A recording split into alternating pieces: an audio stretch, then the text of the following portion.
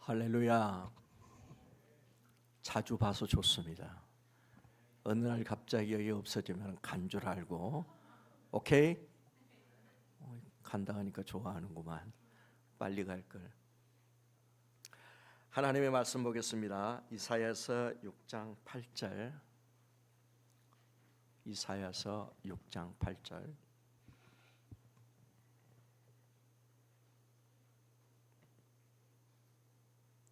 저기 나와 있으니까 우리 큰 소리로 다 같이 봉독하겠습니다. 내가 또 주의 목소리를 들으니 주께서 이르시되 내가 누구를 보내며 누가 우리를 위하여 갈꼬 하시니 그때 내가 이르되 내가 여기 있나이다 나를 보내소서 하였더니. 하나님 감사합니다.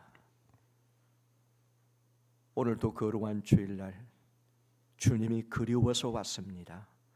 말씀이 갈급해서 왔습니다. 우리 사랑하는 청년들, 주님이 친히 이곳에 임재하셔서 각자의 마음들을 만져주시고 저들의 간절한 소원을 주님이 먼저 아시기에 주님이 응답하여 주시기를 원합니다. 주여, 오늘도 주님이 저들에게 말씀하실 때에 아멘으로 동의하며 아멘으로 화답하며 아멘의 응답이 있는 축복의 시간 되게 하여 주시옵소서. 예수님의 이름으로 기도하옵나이다. 아멘.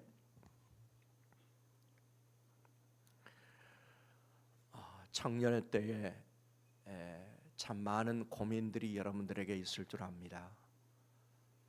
아까 우리 권사님 기도하신 것처럼 겉으로는 밝은 것 같은데 안으로는 견딜 수 없는 마음을 가지고 남모르게 눈물 흘려야 되고 어디 해결할 길이 없어서 아우성치는 그러한 모습들을 이해할 것 같습니다. 방금도 어느 분의 전화를 통해서 제가 들었는데 너무 견디지를 못해가지고 어쩔 줄 몰라 하는 마음으로 교회 와서 예배는 드리지만은 그 마음속에는 온통 그 고민하고 있는 모습을 들을 때에 참 마음이 많이 먹먹했습니다. 그러나 우리에게는 소망이 있고 우리는 우리의 모든 문제를 해결해 주시고 인도하실 주님이 있다라고 하는 이 신앙 가지고 이겨낼 수 있는 우리 청년들 다 되시기를 바랍니다. 어떤 한 의사가 이제 금방 죽어가는 환자에게 물었습니다. 당신은 내가 어떤 의사가 되기를 원합니까? 내가 어떤 의사가 되기를 원합니까? 물었음. 환자는 그 의사에게 내 병을 고쳐줄 수 있는 의사입니다. 나를 살려줄 수 있는 의사입니다. 이게 정답입니다. 모든 환자들의 대답은 동일할 것입니다. 나에게 필요한 의사가 되어지기를 원하는 것이 환자들의 모습입니다.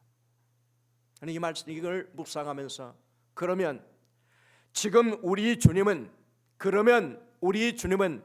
우리 청년회가 어떤 공동체가 되기를 원하실까? 지금 이곳에 임재하신 성령님께서 우리 공동체를 보면서 어떤 공동체가 되기를 원하실까? 주님은 틀림없이 주님이 필요한 공동체, 주님이 필요로 하는 우리 청년회가 되기를 소원하실 겁니다. 또한 주님이 필요로 하는 우리 각 지체가 되기를 원하실 겁니다. 우리는 오늘 주님의 이름으로 예수님의 이름으로 모였습니다. 그래서 이 공동체를 교회라고 합니다. 또 예수를 믿는 사람들을 그리스도인이요 기독교인이라고 합니다. 이 뜻은 내가 그리스도에게 예수님께 속한 사람이다. 나는 예수님을 믿는 믿음의 사람이라고 하는 그러한 의미를 하고 있습니다. 그렇다라고 한다면 우리 그리스도인이요 기독교인 저와 여러분들에게는 한 가지 특별한 게 있습니다. 세상 사람들이 갖지 않은 특별한 게 있는데 우리에게는 예수 그리스도의 DNA를 가지고 있다라고 하는 사실입니다.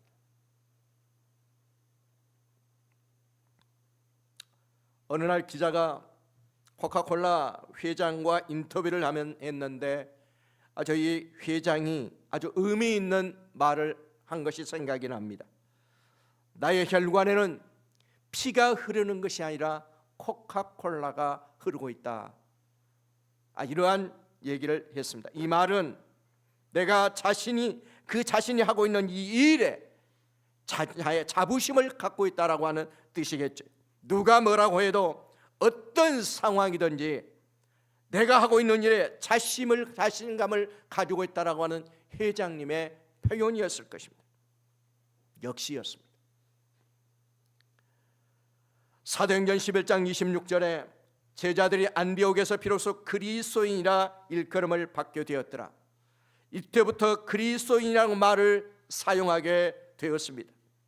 저와 여러분들은 그리스도인이라는 이 말에, 내가 기독교인이라고 한 이 말에 얼마나 자존심을 가지고 살고 있는가. 이 말에는 반드시 책임이 따라야 되고 반드시 의무가 있습니다. 이 말은 이 자체에 내가 기독교인이요, 내가 그리스도인이라고 하는 이 말 속에는 힘이 있습니다. 또한 생명이 있습니다. 또 예수 그리스도의 DNA가 있습니다. 함부로 말하는 게 아닙니다. 사도 바울은 갈라디아서 6장 14절에 내게는 우리 주 예수 그리스도의 십자가 외에 결코 자랑할 것이 없다. 사도 바울에게는 예수 그리스도의 그의 십자가는 그의 전부였습니다. 그의 자존심이었습니다. 어느 날 저는 제 사무실에 걸려있는 최후의 만찬을 보면서 예수님의 성찬을 묵상을 했었습니다. 예수님께서 12 제자와 함께 떡과 잔을 상에 놓으시고 마지막 성찬을 하셨습니다. 그 거룩한 자리에 두 종류의 사람이 있습니다. 그들 중에는 예수님을 위해서 죽을 제자도 있었고 예수님을 팔려고 하는 그러한 제자도 있었습니다. 12 제자 중에 10 제자는 예수님을 위해서 순교하였고 한 사람은 자연사를 하였고 한 사람은 자살하였습니다. 그림을 보게 되면은 예수님의 가장 가까이에 있는 사람이 누구였냐면은 예수님을 팔 가룟 유다였습니다. 그러나 그 마음은 예수님과 가장 멀리 있었습니다. 이거는 곧 죽음이었습니다. 그들 중 한 명 외에는 모두가 똑같은 그리스도인들이었습니다. 기독교인이었습니다. 사랑하는 여러분, 진정 우리가 기독교인이라고 한다면 예수님을 그리스도요, 영원하신 하나님의 아들이라고 믿는 사람들입니다. 우리 기독교인이라고 한다면 우리는 영원한 지옥에 갈 수 없도록 하나님의 인침받은 사람들을 기독교인이요 그리스도인이라고 말을 합니다. 자존심이 있어야 합니다. 태국 신분증을 딱 보게 되면 종교난이 있습니다. 종교난. 이 종교난을 보게 되면 자기의 종교를 반드시 그 신분증에 기록을 해야 합니다. 그리고 자존심을 가지고 삽니다. 불교다. 불교에 대한 자존심. 불교에서 기독교로 옮기는데 그 모든 자존심을 내려놔야 종교가 개종이 되는 겁니다. 그만큼 자존심이 있는 사람들입니다. 저와 여러분들의 정체성은 과연 어떻게 확인할 수 있을까? 쉽지 않는 얘기입니다.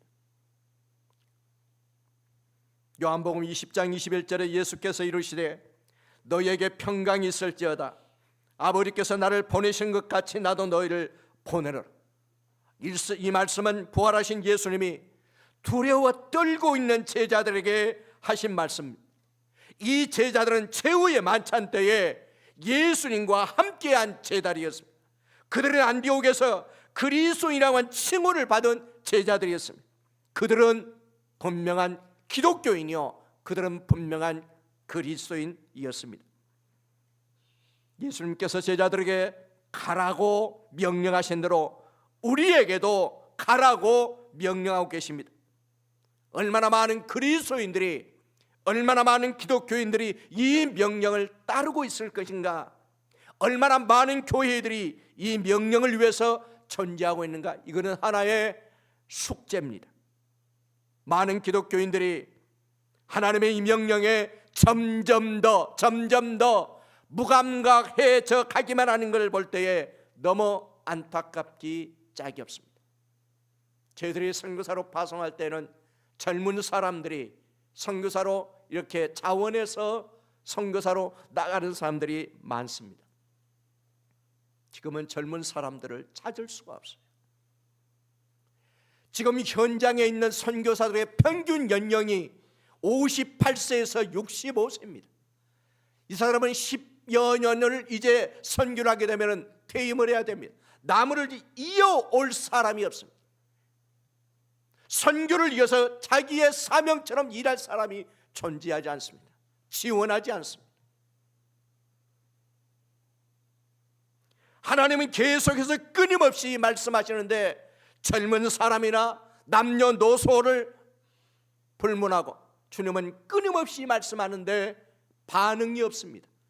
주님은 말씀하는데 동문서답하고 있는 이 시대를 볼 때에 너무나도 안타깝습니다.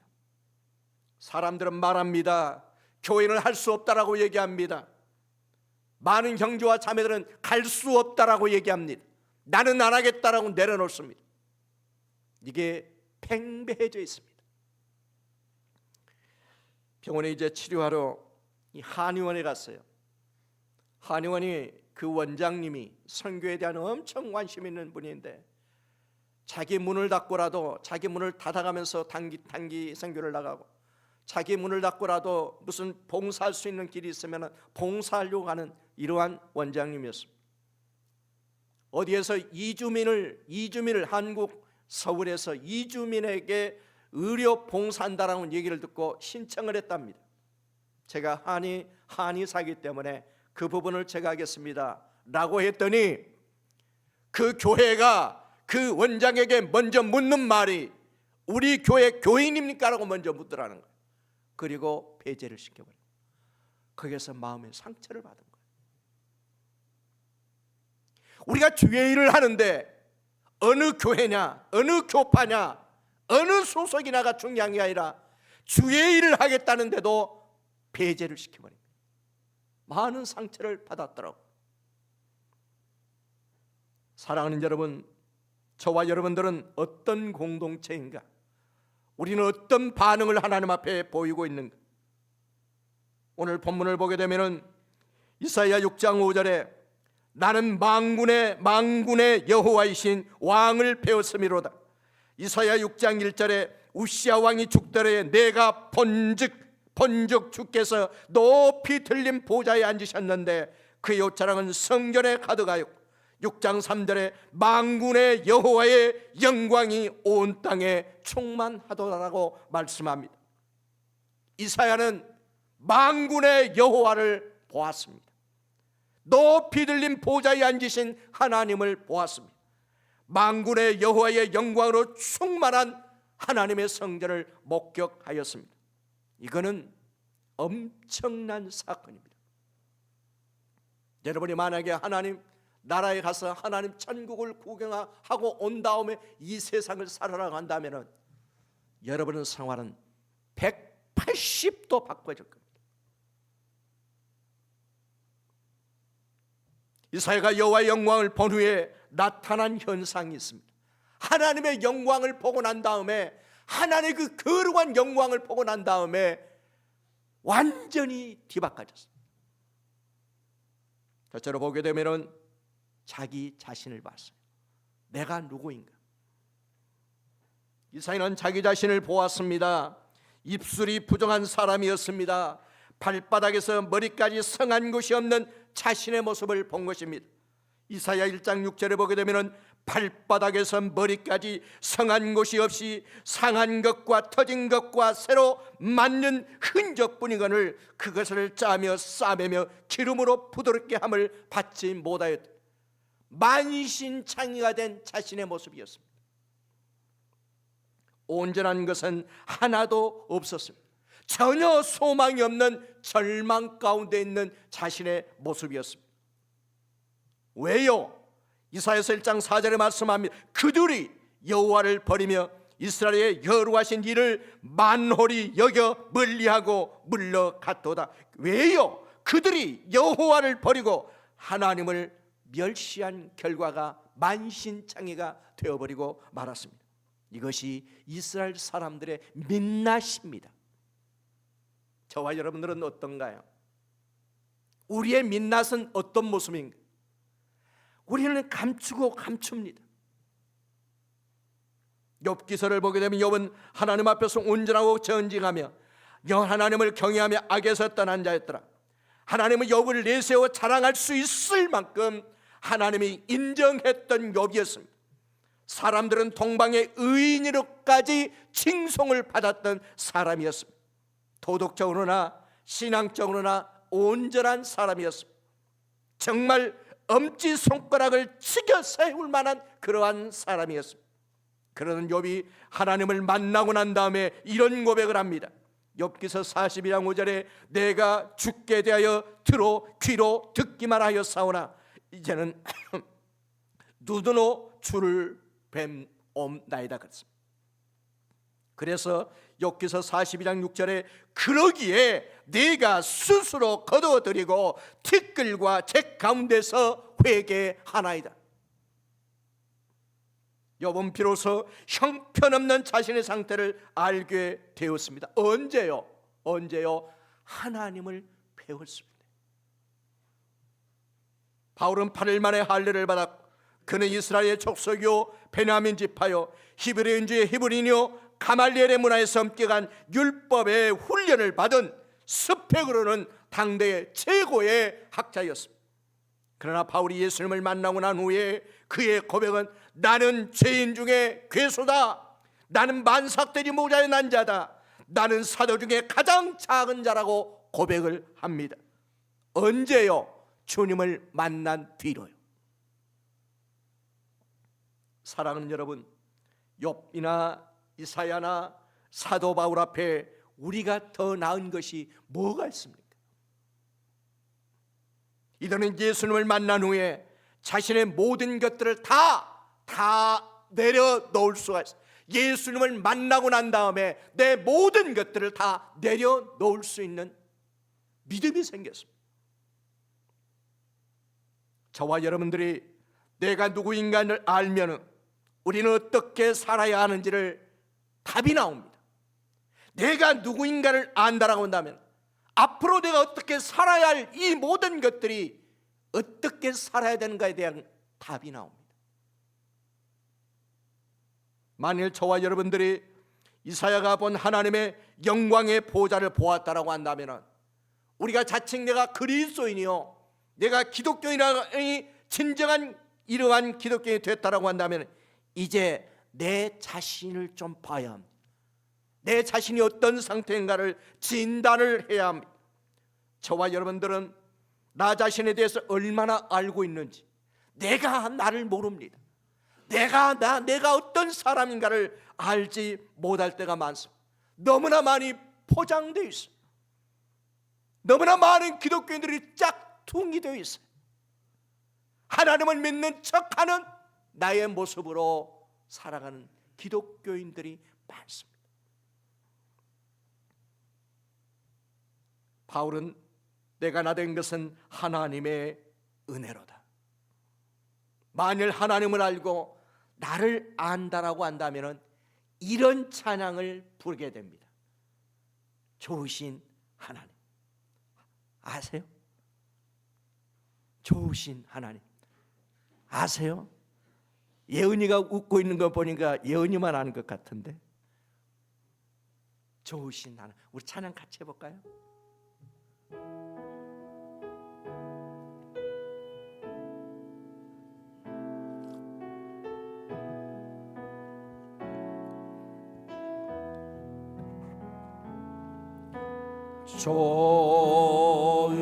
좋으신 하나님 좋으신 하나님 참 좋으신 나의 한 번 더 할까요? 좋으신 하나님, 좋으신 하나님, 참 좋으신 나의 하나님.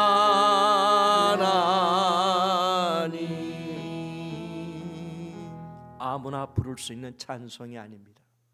내가 하나님을 알 때, 또 그리고 나를 알 때 부르는 찬송의 감동은 다를 것입니다.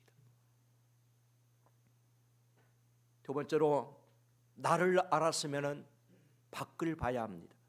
바깥 세상이 보여야 합니다.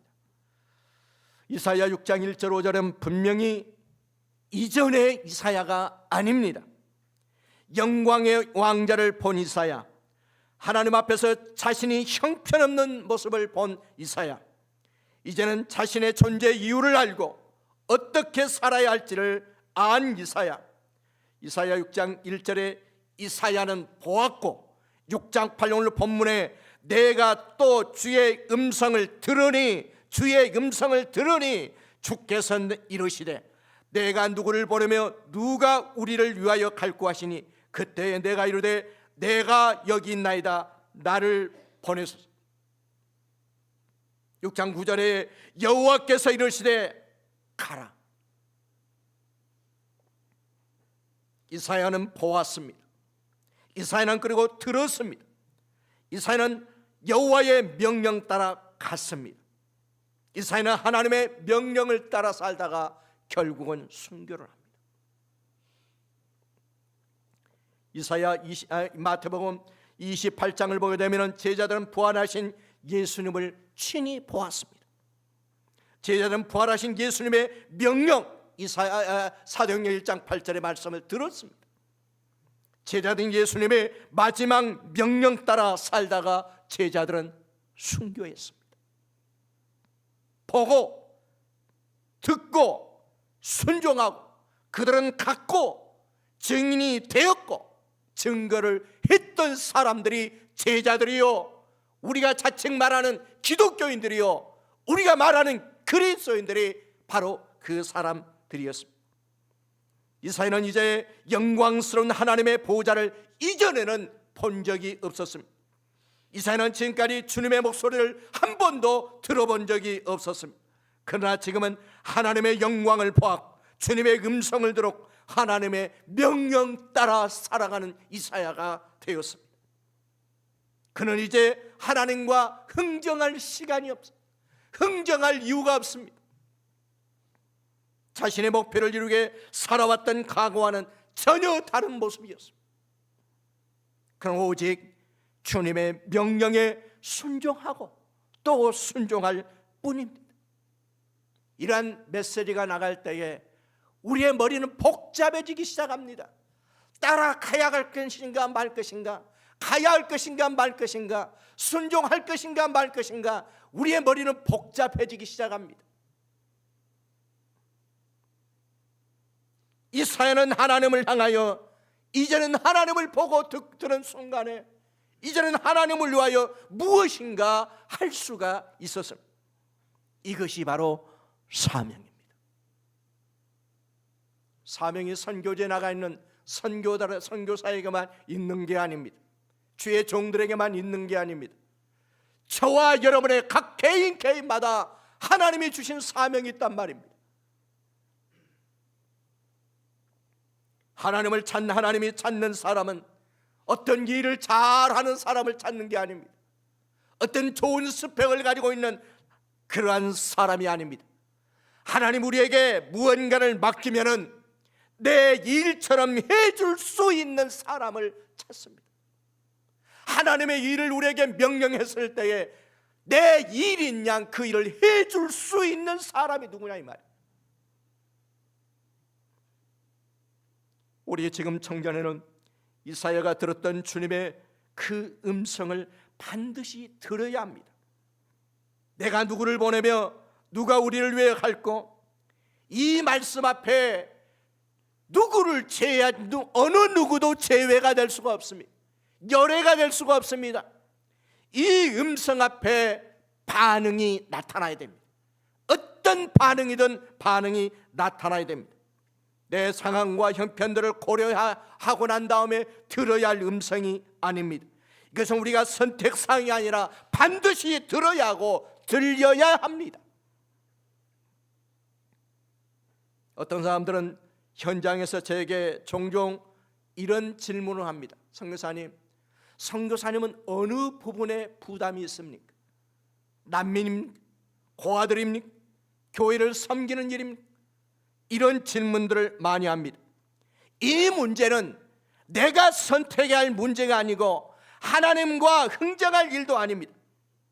30여 년 동안 선교사 사역을 하면서 한 번도 저는 고아 사역에 대해서 생각해 본 적이 이전에는 없었습니다. 교회 학교를 세우는 이것도 생각해 본 적이 없었습니다. 내가 하고 싶어서 내가 계획하고 있는 일들도 아니었습니다. 주님이 필요하시기에 일하였던 결과들이었습니다. 지금까지 어느 것 하나 제 계획대로 내 생각대로 되는 일은 없었습니다. 왜냐고요? 하나님의 일이기 때문에. 우리가 진정 그리스도인이라면, 만약 우리가 진심으로 예수님을 믿는다라고 한다면, 만약 우리가 어린 양의 생명책에 내 이름이 기록된 것을 확신한다라고 한다면 이 말씀 앞에 반응을 보여야 합니다. 주여 내가 여기 있나이다, 나를 보내소서. 왜요? 우리는 하나님의 영광을 보았기 때문이요, 하나님의 음성을 들었기 때문입니다. 언제까지요? 하나님의 말씀이 성취되는 그날까지입니다. 어디까지 가냐고요? 성경대로 말하면 됩니다. 예루살렘과 온 유대, 사마리아와 땅끝까지입니다.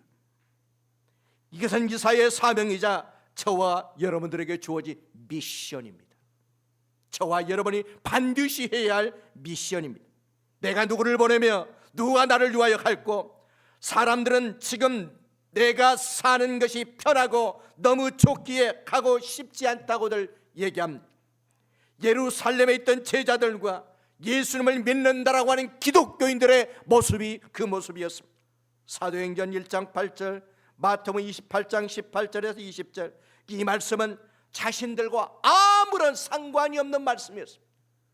전능하신 하나님이 임재하셔서 우리에게 말씀하고 계시는데 이게 전혀 우리와 상관없는 말씀처럼 살아버렸던 우리들이었습니다. 그것에는 부모님이 계시고 친척이, 자신의 민족이요 자신의 문화와 언어가 있어서 너무 편리하고 익숙해졌기 때문에 움직이려고 하지를 않습니다. 이때에 예루살렘 교회에 견딜 수 없는 핍박이 시작됩니다. 하나님 예루살렘 교회와 성도들을 흩트기 시작합니다. 하나님은 그들을 어디로 보냅니까? 하나님의 말씀에 약속한 대로 예루살렘과 온 유대와 사마리아와 땅 끝까지 보냅니다. 성취하십니다.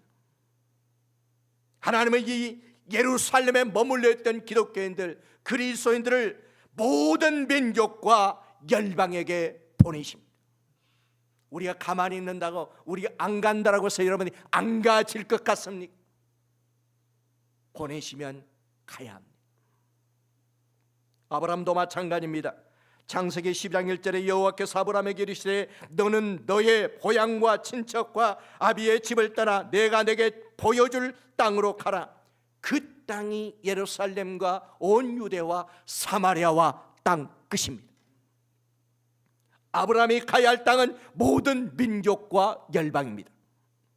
히브리서 11장 8절에 보면 믿음으로 아브라함은 부르심을 받을 때에 순종하여 장래 유업으로 받을 땅에 나아갈새 갈 바를 알지 못하고 갔다라고 얘기합니다. 자기 계획대로 가지 않았습니다. 아브라함은 어디로 가야 할지 갈 바를 알지 못하면서도 뚜벅뚜벅 가는 거예요. 이게 사명자의 길이에요. 자칭 기독교인이라고 말하는 저와 여러분들, 내가 누구를 보내면 누가 우리를 위하여 갈고, 주님이 하시는 말씀이 들려야 합니다. 그리고 반드시 반응을 보여야 합니다. 이것이 전도요, 이것이 선교입니다. 1956년도 미국의 전역을 충격으로 몰아넣었던 한 사건이 있었습니다. 짐 엘리엇과 5명의 젊은이들, 이들은 신학교를 마치고 남미 에콰도르라고 하는 지역으로 선교를 떠납니다. 그리고는 원주민들이 살고 있는 지역에 들어서기도 전에 잔인하게 피살을 당합니다. 그들에겐 총이 있었으나 총을 사용하지 않았습니다. 엘리엇이 순교한 후에 그의 일기장에 다음과 같은 글이 있습니다. 주님, 제가 감히 하나님께 기도합니다. 이 부족한 나무 토막 같은 나의 인생에 불을 붙여 주십시오. 제가 주를 위해 탈 수 있도록 제 삶을 소멸하여 주시옵소서. 이들은 우리들의 나이입니다. 우리들과 같이 젊은 층입니다. 그 유능한 스펙을 가지고 있던 사람들이었습니다. 그러나 하나님의 영광을 위해서, 하나님의 그 사명을 감당하기 위해서 보따리 몇 개를 짊어지고 그곳에 가서 정말 처참하게 순교했던 순교자의 일생입니다. 지금 우리 청년에 필요한 한 사람, 주님이 필요한 한 사람은 반응을 보일 수 있는 사람입니다. 현재 세계 여러 나라, 여러 민족, 아시아, 아프리카, 아메리카, 유럽, 심지어 북극의 나라까지 한 나라에 모여들기 시작했습니다. 이 나라가 어느 나라인 줄 아십니까? 대한민국입니다. 대한민국. 각 민족이 몰려들기 시작합니다. 그곳에는 흑인과 백인, 탈북자들, 각 나라에서 온 모든 이민자들까지 모여들기 시작했습니다. 장로교, 침례교, 순복음, 목사, 선교사, 청년, 노인, 젊은이 다 모였습니다. 어떤 나라이든지, 어떤 믿은 민족이든지 그들은 예수 그리스도의 이름 때문에 모였습니다. 피부 색깔도 달랐습니다. 민족의 이념도 달랐습니다. 교단도 성별도 다 초월했습니다. 오직 하나의 목표만을 위해서 모였습니다. 오직 한 방향, 오직 하나의 목적, 그것은 예수 그리스도를 위한 선교를 위해서 대한민국에 모여들었습니다. 제가 살고 있는 인덕원의 바로 옆에 있는 세종항교회입니다. 몇천 명이 모여서 그들은 이 일을 위해서 눈물로 밤을 새워가며 기도합니다. 은혜는 달라도 애타는 심정으로 같은 기도를 합니다. 그것도 부족해 금식하며 기도합니다. 기도 소리는 끊이지 않았습니다. 그들은 그 많은 사람들이 하는 얘기는 동일했습니다. Awake, 깨어라. 잠자고 있는 우리의 사명이 깨어나야 합니다. 잠자고 있는 우리의 기도가, 신앙이 열심히 awake해야 합니다. 무엇을 위한 것인가? 우리가 들었던 그 주님의 음성, 이사야 6장 8절의 말씀 때문입니다. 그들은 눈물로 반응이 나타났습니다. 내가 여기 있나이다, 내가 여기 있나이다, 나를 보내소서. 다 날라도 내가 여기 있나이다. 잠자는 영혼들을 깨워서 가겠다라고 하는 고백입니다. 내가 주의 목소리를 들으니 주께서 이르시되 내가 누구를 보내며 누가 우리를 위해서 갈고, 그때에 이르시되 내가 여기 있나이다, 나를 보내소서. 이것이 우리 청년들의 고백이 되어야 합니다. 사람들은 우리에게 묻습니다. 당신은 누구냐? 우리는 당당하게 말해야 합니다. 나는 하나님께로부터 보냄받은 자들이다. 누가 당신들을 보내느냐 물으면은 하나님이 나를 이 땅에 보내셨다. 어디로 갈 거냐? 우리는 당당하게 얘기합니다. 예루살렘과 온 유대와 사마리아 땅끝까지 갈 것이다. 도대체 무엇 하려고 하느냐? 부활하신 예수 그리스도를 전하기 위해서 가려고 한다. 이것이 우리가 해야 할 일이에요. 우리는 당당하게 이 일에 자존심을 가지고 정체성을 가지고 이 일을 해야 합니다. 초대교인들은 이렇게 이사야 6장 8절의 말씀을 행동했습니다. 잠잠하지 않았습니다. 저와 여러분들에게도 초대교회 성도들이 가졌던 예수 그리스도의 DNA를 가진 기독교인들, 공회에 모인 자들은 예수 이름을 아무에게도 전하지 말아라, 말하지도 말고 가르치지도 말라 했을 때 베드로와 요한은 이렇게 말합니다. 너희 말을 듣는 것이 하나님의 말씀을 듣는 것보다 옳은가 판단해보라. 우리는 보고 들은 것을 말하지 아니할 수 없어 견딜 수 없는 이러한 마음으로 너희들에게 말한다. 야, 참 멋있다. 간감히 아까 처음에도 찬양을 하면서 참 이렇게 좋은 환경 속에 이런 것을 계획하면 어떨까라고 하는 것을 생각했습니다. 태희야, 잘 들어라. 회장이니까 여기서 선교대회를 하면 어떨까 그런 생각이 들었어요. 야, 이게 무슨 선교대? 그거는 내 생각이고 여러분 내 생각. 하나님이 그런 마음을 주신, 여기서 얼마든지 할 수 있잖아요. 주위에 있는 모든 이주민들 다 오십시오.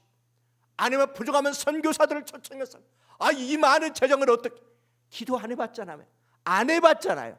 하나님이 기뻐하신 일을 믿음으로 해보면 어떨까라고 하는 생각이 들었어요. 태희 아멘. 너 혼자였구나. 안 된다. 참 좀 멋있게 좀 했으면 좋겠다. 사랑하는 여러분, 저와 여러분들은 하나님의 명령을 받고 이 땅에 파송된 하나님의 정권 대사들입니다. 도대체 남은 인생을 어떤 모습으로 살아가려고 하느냐? 내 계획대로 살렵니까? 아니면 하나님의 계획대로 살 것인가?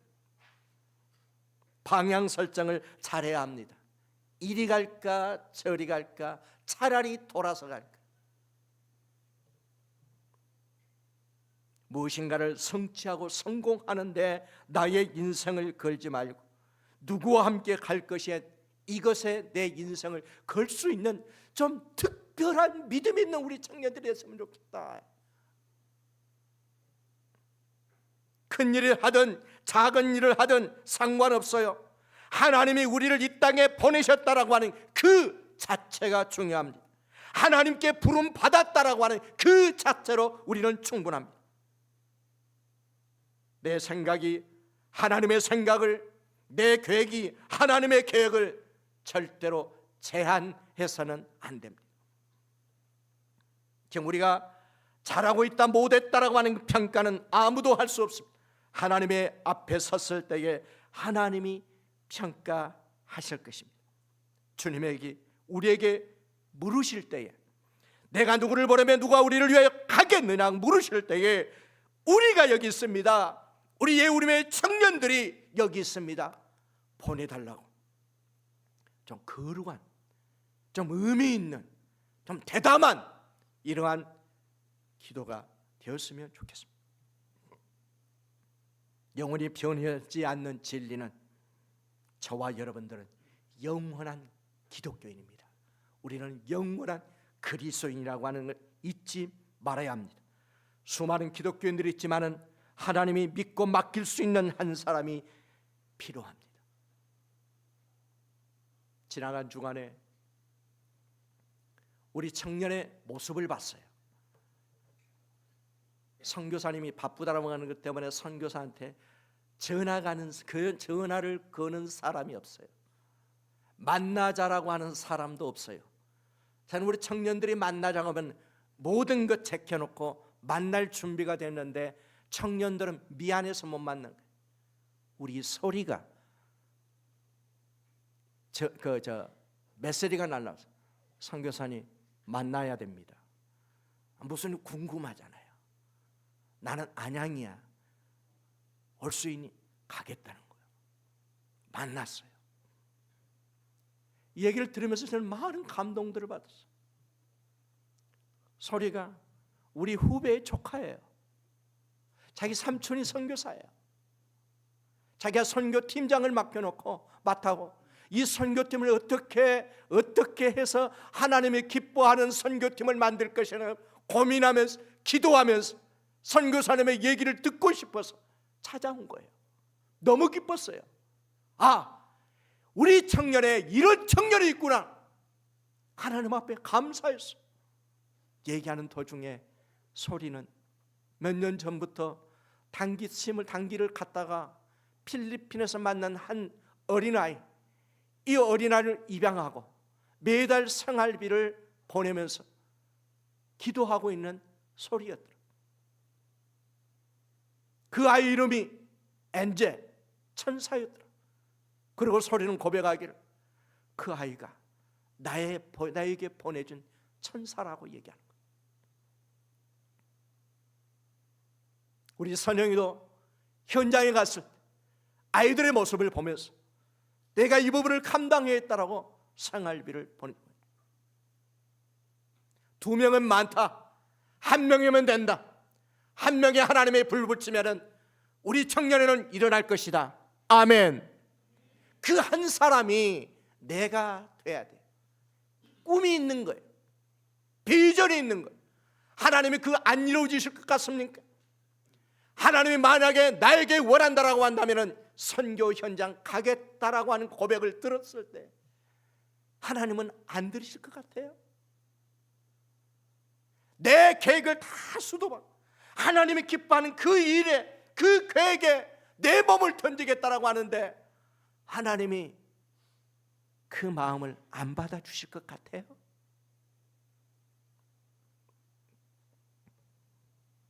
사랑하는 여러분, 지금 복음을 전하기 위한 일에 사람이 필요합니다. 헌신된 사람, 준비된 사람, 하나님이 필요로 하는 사람 누가 되겠습니까? 이 일을 위해서 우리는 재정이 필요합니다. 이 재정은 하나님이 공급할 것입니다. 어떠한 방법으로든지 공급할 것입니다. 말씀을 뵙겠습니다. 사랑하는 여러분, 한번 물어보겠습니다. 하나님의 영광스러운 모습을 보았습니까? 간곡하게 요청하시는 주님의 음성을 들었습니까? 그러면 우리는 무엇인가 해야 할, 어떻게 우리의 인생을 살아야 할 답을 찾을 것입니다. 누가 이 큰 일에 쓰임받을 것인가? 어느 공동체가 이 일에 쓰임받을 것인가? 누가 내가 여기 있나이다 나를 보내소서. 오늘 하나님의 간곡한 요청에 누가 반응을 할 것인가? 이것이 우리의 숙제입니다. 우리 공동체, 우리 청년에 이렇게 잠잠하면 안 됩니다. 이제는 awake, 깨어나야 합니다. 하나님께서 우리를 향해서 알람을 켜놓고 있어요. 알람을 우리에게 주셨는데 알람 소리를 들으면서도 일어나지를 못합니다. 우리는 직장가에서 알람 깨는 바로바로 일어나는데 왜 하나님은 끊임없이 우리에게 말씀하는데 왜 우리는 하나님을 향해서 어떤 반응도 보이지 않고 있다라고 하는 것은 너무너무 안타까운 겁니다. 하나님이 가라고 하면 가십시오. 하나님이 책임져 주십니다. 이런 믿음이 우리에게 있어야 돼요. 바라옵기는 새해를 1월 1일 날 이게 정리가 안 되니까 구정이 돼서야 다시 한번 이거를 점검하시는 것 같아요. 구정을 맞이해서 다시 한번 우리의 잠자는 사명을 깨울 수 있는, 깨어서 하나님 앞에 반응을 보일 수 있는 우리 청년들 다 되시길 주님의 이름으로 축원합니다. 지금은 우리 구주 예수 그리스도의 은혜와 하나님 아버지의 극진하신 사랑하심과 성령님의 감동, 감화, 유료교통 충만하심, 주님의 말씀에 반응하기를 결심하고 돌아가는 우리 사랑하는 모든 청년들과 우리 청년회와 저들의 삶 속에 이제로부터 영원토록 함께 있을지어다. 아멘.